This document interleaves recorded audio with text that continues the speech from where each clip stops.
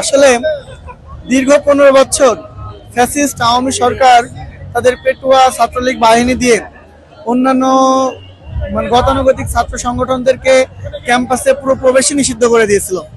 আমরা অতীতেও কাজ করেছি, কিন্তু আমরা নিজেদের পরিচয় লুকিয়ে কাজ করতে বাধ্য হয়েছি। তো আলহামদুলিল্লাহ ছাত্র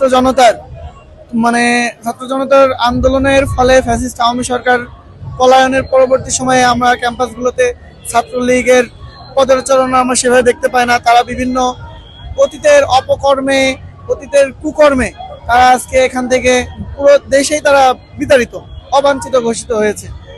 এখন এর পরবর্তীতে আমরা সারা বাংলাদেশে ছাত্র শিবির প্রকাশনা উৎসব করতেছে 2025 এর আপনার প্রতিষ্ঠা বার্ষিকী উপলক্ষে। তো এখন আমরা ঝিনাইদহ কেসি কলেজ ক্যাম্পাস, এই ক্যাম্পাসে ছাত্র শিবিরের অনেক ঐতিহ্য আছে। আমাদের এই ক্যাম্পাসে ছাত্র সংসদ নির্বাচনে আপনারা দেখছেন, আপনারা যদি দেখেন আমাদের স্টলের নামটা ভিপি মুসাব্বির হোসেন লালটু ভাই। আমাদের এই ছাত্র সংসদ নির্বাচনে ছাত্র শিক্ষার্থীদের প্রত্যক্ষ ভোটে তিনি এখানে ভিপি নির্বাচিত হয়েছিলেন। এর পরবর্তীতে বর্তমান ভিপি, কেসি কলেজের বর্তমান ভিপি বলা চলে, এরপরে আর নির্বাচন হয়নি। আমরা এখনো সবাই থেকে রানিং ভিপি হিসেবে চেনে বখতিয়ার জর্দার ভাই, তিনিও আমাদের ছাত্র শিবিরের প্যানেল থেকে বিজয়ী হয়েছিলেন। তো আমাদের যে ঐতিহ্য আছে এই কেসি কলেজ কেন্দ্রিক, সেই ঐতিহ্যটা আমরা তুলে ধরার চেষ্টা করেছি। এবং এটা তারুণ্যের উৎসব, পিঠা উৎসব, বসন্ত বরণ উৎসব। এখানে আসলে আমরা যখন জানতে পারলাম যে আমাদের ছাত্র সংগঠনকে একটা করে স্টল বরাদ্দ দেওয়া হবে ক্যাম্পাস কর্তৃপক্ষের পক্ষ থেকে, তখন আসলে আমরা চিন্তা করেছিলাম যে আমরা তো পিঠা বানাতে পারবো না, পিঠা উৎসবে আমরা কি করব।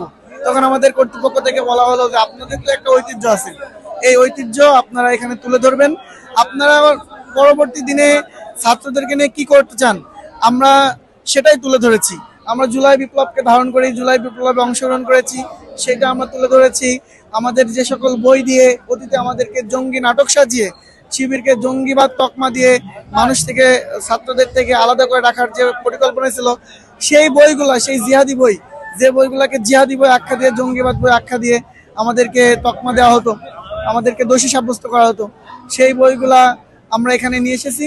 আলহামদুলিল্লাহ সাধারণ শিক্ষার্থীদের এত তাদের আগ্রহ, শিবির আগ্রহের জায়গা হয়ে গেছে ছাত্র শিবির, যেটা আমরা আসলে কল্পনাও করতে পারিনি। আলহামদুলিল্লাহ আমার খুব ভালো লাগছে।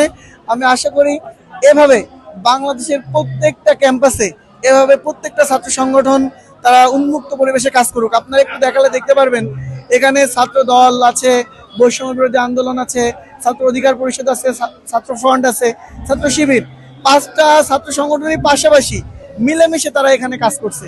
তো যদি এরকম পরিবেশ সৃষ্টি হয়, আলহামদুলিল্লাহ এটা দেশের জন্য ভালো, ছাত্র সমাজের জন্য ভালো, শিক্ষা প্রতিষ্ঠানের শিক্ষার্থীদের শিক্ষা বান্ধব একটি রাজনীতি এখানে চলমান হবে বলে আমরা আশাবাদ ব্যক্ত করছি।